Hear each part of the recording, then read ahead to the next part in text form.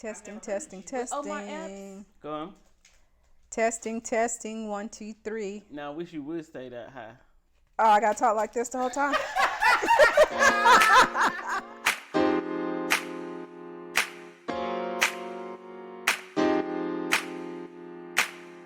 Hi, this is Just Doing Us, the lifestyle podcast where we discuss everything from reality to spirituality. We're your hosts, Aledra, Candace, Karen, and myself, Lorraine. Welcome and enjoy the show.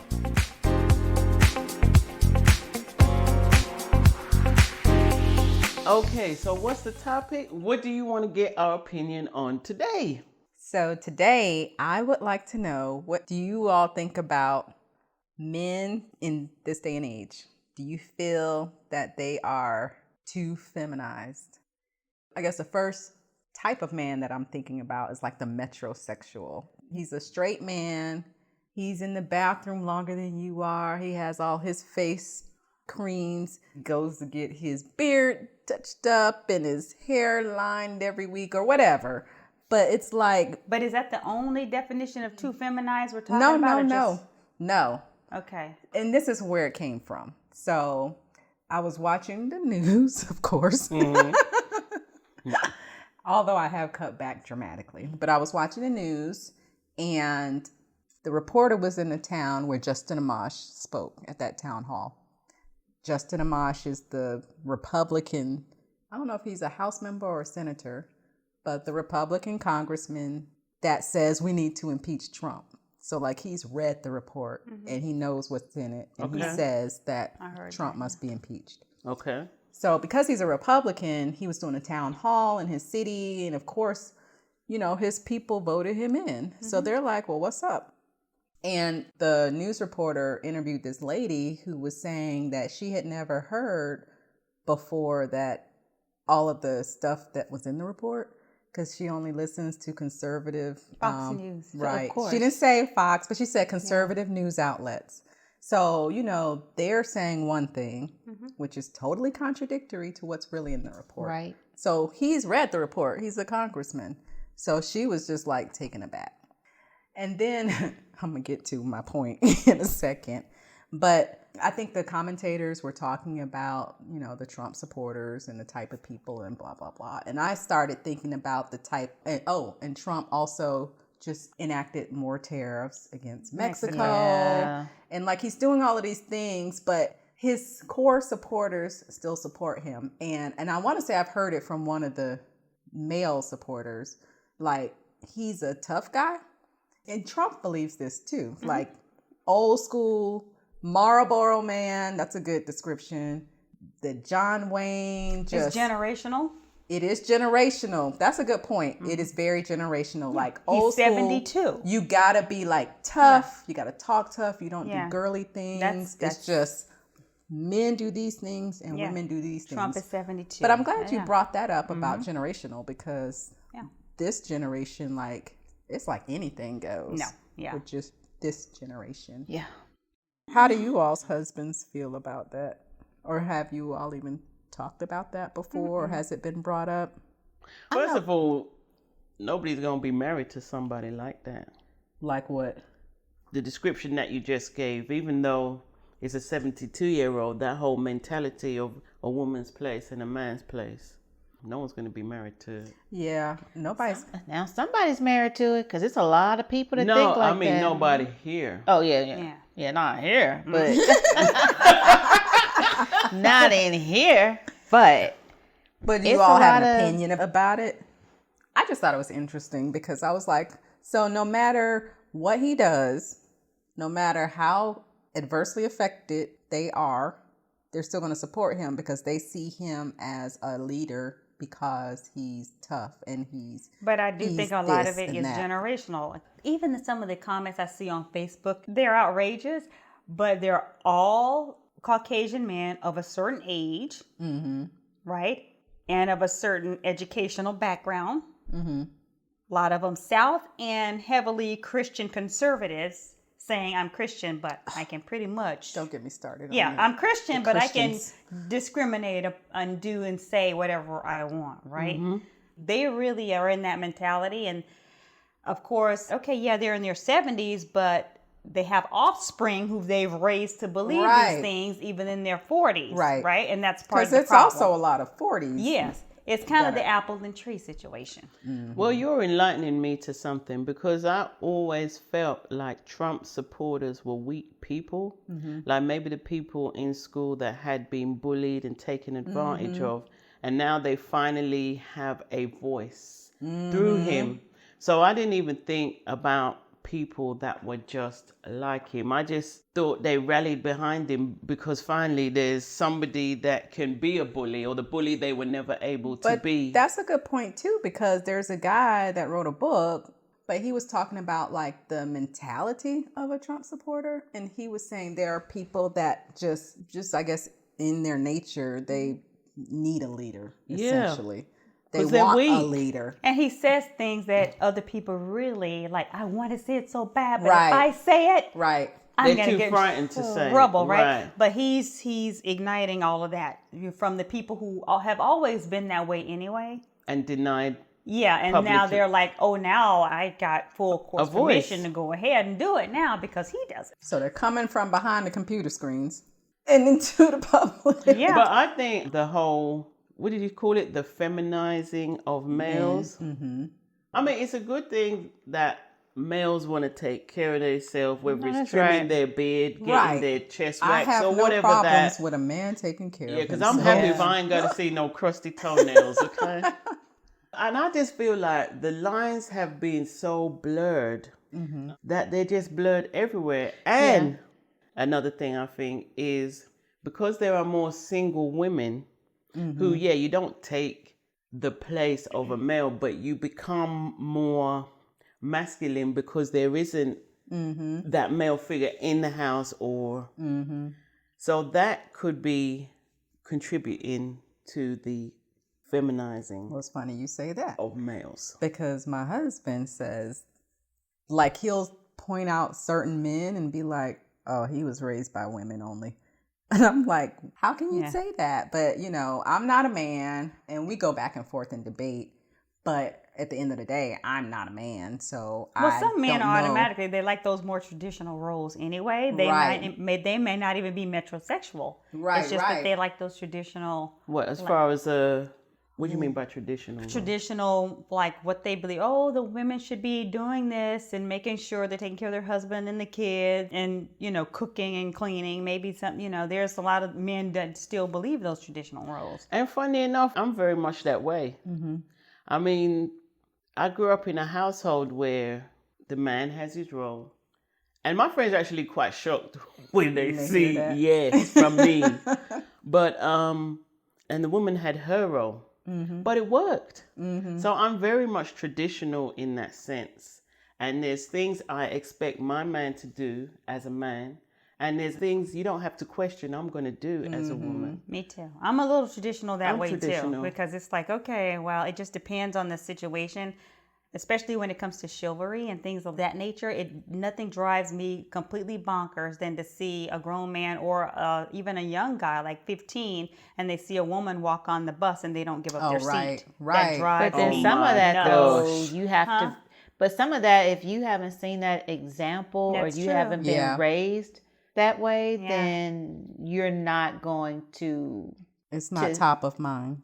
Right. You're not going to think about doing some of those. So how do you become raised that way? Is it necessary for you to have a male in the household that treats his mother? If you're raised by a woman, she would tell you that, right? Exactly. True. Mm-hmm. But they say a woman can't raise a man. But a woman can tell a man how a woman wants to be treated. Right. Absolutely. Because I tell my son, absolutely, do not let me see you walk in the door and close the door and your sister's behind you. You let her in first. Mm-hmm. Now, that's another story. With the sibling thing. Oh, yeah, I know. But it's like, I want them to know. It's like, okay, if you see me or your sister, you wait. You know, and you do the same. If you see some old lady, don't let me catch you not opening the door for some old lady, as you're going to have a problem with me when we get in the car. Mm-hmm. And then that behavior becomes ingrained because it starts out with their sister, but then it becomes the norm for all women, right? Mm-hmm. So it starts off very small in the household, and it becomes the norm. Because I've seen that in my brothers as well. Well, and we're raised in a different time frame than our kids, right? Because our kids are like, okay, everything I can text. I don't have to actually take a girl out on a date. I'm gonna text her. Can I go out on? Yeah. I mean, that's how they're being raised. And I tell I'm like, no. If a boy texts you or comes outside and honks the horn, you're not going anywhere. God. You know, not anywhere. He will be outside honking the horn all night. I mean, this is a whole different situation with their. You won't be honking too long. Thank you. Let's go outside. Like, I know. Hey. hey, player. Right. Yeah. Well, yeah. He might try it. Oh, well, no. So all these things I think are contributing. And then, we are exposed to more different sexualities. Mm-hmm. So once again, it is blurring the lines. And not that we're forced to accept, but we're more open. TV, we've seen certain things on TV that I never thought. Oh my God. I'm watching something on Netflix now, and I didn't know it was going to have so much open gay sex. And that's like, you never used to see that. Oh, Grey's Anatomy. It's too. like that's that what on I'm saying. It's on Netflix. That's what I'm so saying. It's a little bit I'm more. But I mean, but still for regular daytime TV. But that's what I'm saying. TV, I'm all right with it because I can make that choice as an adult. Right. But daytime, when kids are possibly around. And then primetime TV, like she said, Grey's Anatomy, How to Get Away with Murder. Oh, yeah. I mean, no matter what, basically any show that you watch now. Mm-hmm. Yeah. I can imagine watching shows with my kids now. Well, my kids do watch it. They see lots of gay couples. My daughters, all of her coaches are gay. So it's not like me. She has known, we've had to explain her from a very early age, like I said before. So the way they talk about it, like, oh yeah, we have some friends because they have one little girl in her class that's transgender. She identifies as a boy. Wow. So. What grade? She was 8th grade, rising 9th. And you kind of knew, I kind of saw that very early on, even in elementary school, because she's never kind of dressed as a girl. Mm-hmm. That's just how she is. Is that what they're thinking? Like, do they even go that deep? They don't. They're just like, no, just someone, so-and-so is gay. They're just like, it's just a normal thing for them. Exactly. Yeah. That's what the kids told me. Mom, nobody's making a big deal about it. It's not a big... Yeah. Like when we were in school, it was a big deal, right? Yep. For them, they're like, oh no, he's just gay. But I'm not just talking about gay. I'm just talking about, I remember growing up straight heterosexual couples. We wasn't allowed to see that level of right now. intimacy. That's true. On My the parents TV. were like that too. Right. Turn the channels. Right. Well, baby, just kiss. But I still did that for a while. Yeah. Mm-hmm. Like, they come in the room. Yeah, TV out that's real what quick. we do. When they were younger, I would do that did too. that. Now I don't care. It's like, okay, they learn a whole lot more in high school. I'd rather them know they're going to high school now. High school. And So is it good that they're being exposed to so much so early where these things are no longer shocking and they can just look at it and keep it moving? I think it's better than them being ignorant about it. Okay, because it's a way of the world. Yeah. If it's the way of the world, then definitely they need to be exposed to reality. I think it goes both. It can be good. It can be There's some things bad. happening in middle school that you would not believe. I don't think they should be exposed to adult situations, though. But they're doing just adult knowing situations in school. That is just, I can't. And friends are filming it. They film some kids having sex. Mm-hmm. They're Snapchatting. In the open, like in a hallway on a floor that nobody used. Yes. And then Snapchat. Now the whole school knows. So who thought this was a good idea? Like, where happened? People. Yeah. What happened? Because like when we were younger, we did some stupid things. Yeah. But we also knew. Right. And maybe that's the problem because everything is taped and videos. Yeah. And I think kids today don't have any common sense. That's the biggest problem with them. A lot of them are very smart.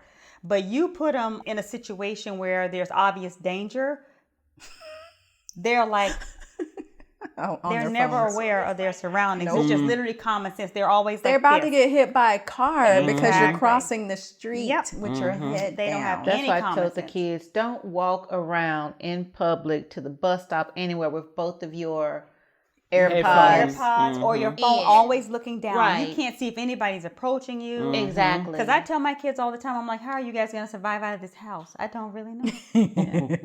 I'm like, you have got to be aware.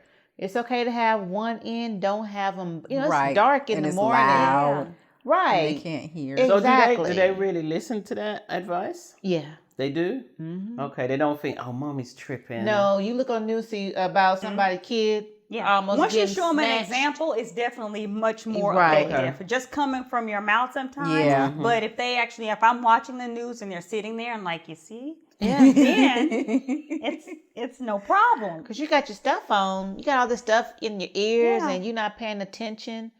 And then Kayla looks older than she is. Mm-hmm. So I'm like, look, girl, you have got to be aware of your surroundings at all times. Even when we go to the store, for some reason, this is a thing out where we live.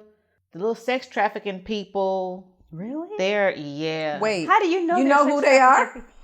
I don't know who they are, but they have gotten busted at the Mall of Georgia. You're joking.